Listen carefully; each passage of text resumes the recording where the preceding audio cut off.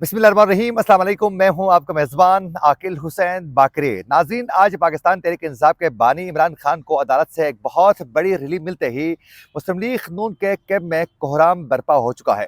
उसके अलावा कौन सी अहम शख्सियात रात की तारीखी का फ़ायदा उठाते हुए अडियाला जेल में जाकर खुफिया मुलाकातें कर रही थी और उन मुलाकातों में किस तरह के इंकशाफात किए जा रहे थे, इसकी भी तफसीलात आप तक पहुँचाएंगे। उसके अलावा आज शाह महमूद कुरैशी ने अदालत में हथकड़ियों के साथ अपने हाथ बुलंद करके अदालत के सामने उन्होंने किस तरह के खौफनाक किस्म के आज वो इंकशाफात कर चुके हैं, इसकी भी तफसीलात आज के प्रोग्राम में आप लोगों को बताएंगे। और उसके अलावा पाकिस्तान तहरीक इंसाफ को किस तरह दीवार से लगाने के लिए एक नया प्लान जो है वो तरतीब दिया जा चुका है और आने वाले दिनों में क्या कुछ होने वाला है, इसकी भी तफसीलात आज के प्रोग्राम में आप लोगों को बताएंगे। अगर आप लोगों ने अभी तक हमारे चैनल को सब्सक्राइब नहीं किया है तो हमारे चैनल को ज़रूर सब्सक्राइब करें और बेल आइकन क्लिक करना ना भूलिए, ताकि इस तरह की अपडेट्स जो हम आप तक पहुंचाना चाहते हैं वो बर वक्त आप तक पहुंच सकें। अगर आप लोग हमारे वीडियो को लाइक या फिर शेयर कर लेते हैं तो उससे यकीनन हमारी हौसला अफजाई हो जाती है और हम मज़ीद रिसर्च करके अच्छे प्रोग्राम्स आप तक पहुंचाने की पूरी कोशिश करते हैं। हमारे फेसबुक पेज को भी लाइक करना न भूलिए। नाजरीन, सबसे पहले आप लोगों को बताते चले कि साइफर केस से भला कौन वाकिफ़ नहीं है। साइफर केस की समातों को खुफिया रखने की हर मुमकिन कोशिश की गई, लेकिन सुप्रीम कोर्ट में जो समातें हो चुकी थी उसमें साइफर केस के जो है वो परखचे ऑलरेडी सुप्रीम कोर्ट ने उड़ा चुकी है।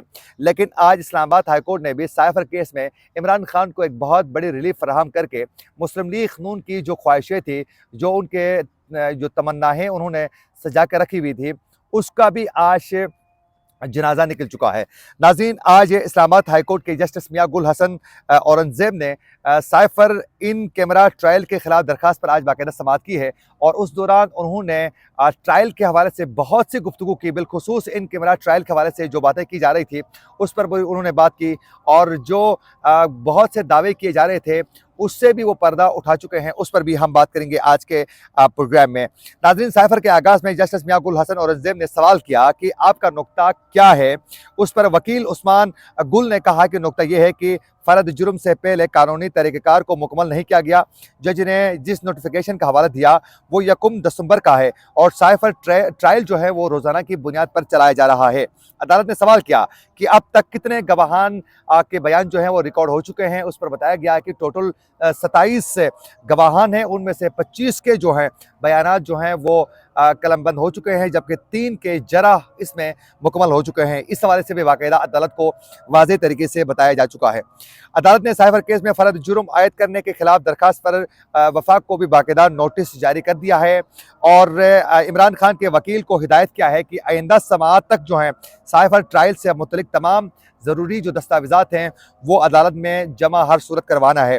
और दौरान समाअत अदालत ने इन कैमरा ट्रायल पर भी बहुत से सवाल उठाए, क्योंकि बताया जाता है कि इन कैमरा ट्रायल है और बताया जाता है कि उसमें सहाफ़ियों के लिए भी परमिशन मिल चुकी है और किस्म किस्म की बातें की जा रही थी। तो उस पर जज की जानिब से ऐसे सवालात किए गए और बताया गया कि जज ने यह भी बता दिया कि अदालत के वाज़ेह अहकामात दे चुकी है कि जेल ट्रायल का मतलब इन कैमरा नहीं होता, बल्कि ओपन ट्रायल भी हो सकता है। सिर्फ फैमिलीज और चंद लोगों तक इस ओपन ट्रायल को महदूद रखना ओपन ट्रायल नहीं होता है। ये वाज़ेह तरीके से बताया गया कि ओपन ट्रायल का मतलब उसमें पाकिस्तान के जो शहरी हैं वो जो इस केस को सुनना चाहते हैं, वो देखना चाहते हैं, उनको भी परमिशन इसमें मिलनी चाहिए। और इसमें बाकायदा अदालत की जानिब से ये भी बताया गया कि जो सहाफ़ी हैं उनको भी परमिशन मिलनी चाहिए। तो ये जो चंद फैमिलीज़ को बुलाकर, उनकी अपनी फैमिलीज़ को बुलाकर जो गुमराह किया जा रहा था अदालत को, उस पर भी पर्दे जो हैं आज जज ने चाक कर दिए हैं और अदालत ने साइफर ट्रायल में हुक्म इम्तनान जारी करते हुए इसे 11 जनवरी तक जो है वो बाकायदा रोक दिया है। और अदालत ने कहा है कि इस केस में गवाहान के बयानात कलमबंद हुए थे और कानूनी सवालात हैं जिसका अदालत 11 जनवरी को बाकायदा जायज़ा लेगी। नाजरीन, आप सब खूबी आगाह हैं कि जो साइफर केस में इमरान खान बानी तहरीक इंसाफ और शाह महमूद कुरैशी की इस वक्त जो है बाकायदा इसमें समाअतों में उनसे पूछगछ जो हैं बाकायदा बदस्तूर जारी हैं और इसमें शाह महमूद कुरैशी को बाकायदा रिलीफ मिल चुकी है, दोनों को ज़बान मिल चुकी है। लेकिन इमरान खान को इससे तो शकाना और उसके अलावा जो दूसरा केस है उसमें बाकायदा इमरान खान जो है उस वक्त कैद बंद की सोबतें बर्दाश्त कर रहे हैं। लेकिन शाह महमूद कुरैशी को रिहा करने के बावजूद भी उनको रिहा नहीं किया गया और उनको सुप्रीम कोर्ट के अहकामात मिलने के बावजूद भी उन्हें सुप्रीम कोर्ट के अहकामात को धज्जियां उड़ाते हुए डिप्टी कमिश्नर रावलपिंडी ने एक ऑर्डर जारी करके उन्हें ये बताया गया कि वो जीएचक्यू पर हमले में मुलविस हैं और उनका नाम शामिल है, तो लिहाजा उनसे हमें तफ्तीश करनी है, लिहाजा उनको गिरफ्तार दोबारा करना पड़ेगा। और यूँ उसको दोबारा गिरफ्तार किया गया और पहले बताया गया कि शाह महमूद कुरैशी के खिलाफ जो है वो जीएचक्यू पर हमले का जो केस है उस पर उनको गिरफ्तार किया गया है। लेकिन एक और बड़ी खबर आज सामने आ चुकी है। उस खबर में ये बताया गया है कि रावलपिंडी पाकिस्तान तहरीक इंसाफ के वाइस चेयरमैन शाह महमूद कुरैशी का नाम जो है मजीद 12 मुकदमात में बाकायदा शामिल किए जा चुके हैं और 12 मुकदमात में ये बताया गया है कि शाह महमूद कुरैशी जो हैं वो शामिल हैं, जबकि अदालत ने इन्हें तमाम मुकदमात में जुडिशल रिमांड पर जेल भेज दिया है। और नाज़रीन, ये सब कुछ जो मुकदमात हैं ये 9 मई रावलपिंडी ज़िले में ही ये मुकदमात जो हैं दर्ज किए जा चुके हैं और ये बताया जा रहा है कि ये सारे जो हैं 9 मई के कार्रवाइयों के हवाले से ही हैं। अब देखना ये है कि प्रोसिक्यूटर ने आज ये 12 केस जब शो कर रहे थे तो उस वक्त कहा है दहशतगर्दी के मुकदमात में 9 रोज़ तक जो है रिमांड दिया जा सकता है। हमने FIA पैमरा और इदारों से रिपोर्ट बाकायदा तलब कर ली है और शाह महमूद कुरैशी के वकील इमरान अली बुखारी ने अपने दलाइल में कहा है कि जीएचक्यू केस में 12 मुल्ज़िमान की ज़मानत मंजूर हो चुकी है। अदालत में पेश तकरीर 16 दिसंबर की है, उसका 9 मई से कैसे ताल्लुक़ हो सकता है। ये केस जिस नौयत का है इसे डिस्चार्ज किया जाता है और बाद अज़ां अदालत ने प्रोसिक्यूटर की जिस्मानी रिमांड की इस्तदा मुस्तरद करते हुए तमाम मुकदमात में 14 रोज़ के जुडिशल रिमांड पर शाह महमूद कुरैशी को बाकायदा आज जेल भेज दिया जा चुका है। लेकिन आज शाह महमूद कुरैशी जो हैं जब अदालत में पेश हुए तो उस दौरान उन्होंने बड़े खौफनाक किस्म के इंकशाफात वो कर चुके हैं। आज रावलपिंडी की अदालत में PTI के वाइस चेयरमैन शाह महमूद कुरैशी के खिलाफ ड्यूटी मजिस्ट्रेट सईद जहांगीर अली ने 9 मई जीएचक्यू हमला केस की आज समाअत की है।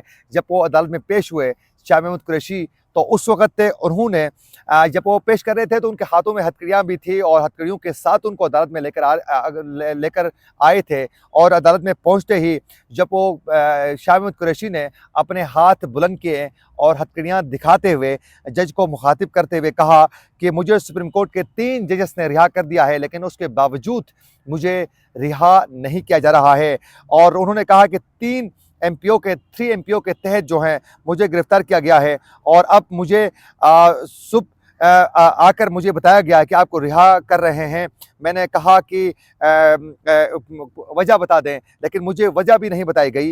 उन्होंने कहा कि मुझे एक हुक्मनामे के तहत गिरफ्तार किया जाता है और फिर ऑर्डर वापस लिया जाता है। मुझे 26 दिसंबर को गिरफ्तार करने का हुक्म दिया, फिर अपने हाथ से उसको काटा गया और उसमें 27 तारीख का लिखा गया है। और उन्होंने कहा कि अभी जेल की हुदूद में था कि पंजाब पुलिस ने आकर मुझे गिरफ्तार कर लिया और 5 बार उन्होंने वाज़े करके बता दिया कि हाथ उठाते हुए हथकड़ियाँ दिखाते हुए कहा कि मैं 5 बार जो है असेंबली का मैं मेंबर रह चुका हूं और एक SHO ने मुझे धक्के दिया, मुझे लात मारी और SHO का उन्होंने नाम बताया कि SHO इशफाक ने मुझ पर तशद्दुद किया है कि यानी मुझे टॉर्चर किया है। तो यूँ जो उनके ऊपर जो कुछ हुआ था उस हवाले से भी अदालत को उन्होंने वाज़ेह तरीके से बता दिया। इसमें कोई दो राय नहीं है कि जब उनको गिरफ्तार किया जा रहा था तो उस वक्त SHO और दीगर पुलिस की जानिब से उनको धक्के देते हुए ज़बरदस्ती उनको गाड़ी में लेके जा रहे थे। तो वो तमाम चीज़ों के हवाले से उन्होंने अदालत को वाज़ेह तरीके से बता चुके हैं।